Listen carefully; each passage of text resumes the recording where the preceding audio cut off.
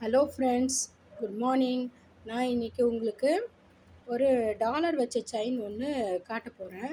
இது பார்க்குறதுக்கு கோல்டு மாதிரியே இருக்குது, ஆனால் இது கோல்டு கிடையாது.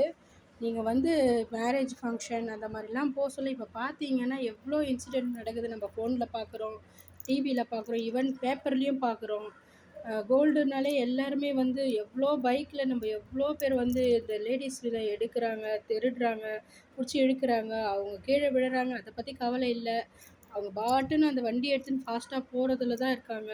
ஸோ நீங்கள் எல்லாம் இந்த கோல்டு யூஸ் பண்ணுறதை தவிர்த்துட்டு இந்த மாதிரியான மெட்டல்ஸ், இந்த மாதிரியான கோல்டு அல்லாத பிற மற்ற மெட்டல்ஸில் செய்த அந்த செயினை நீங்கள் யூஸ் பண்ணால் நல்லாயிருக்கும். இது பார்க்குறதுக்கும் கோல்டு மாதிரியே இருக்குது பாருங்கள், ரிச்சாகவும் இருக்குது.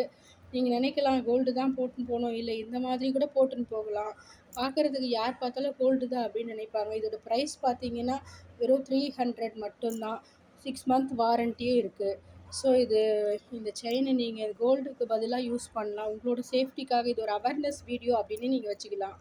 ஸோ இந்த மாதிரி கோல்டை யூஸ் பண்ணுறதை தவிர்த்துட்டு இந்த மாதிரியே மெட்டல்ஸ் யூஸ் பண்ணிங்கன்னா உங்களுக்கு ரொம்ப யூஸ்ஃபுல்லாக இருக்கும்னு நான் நினைக்கிறேன். Thank you friends.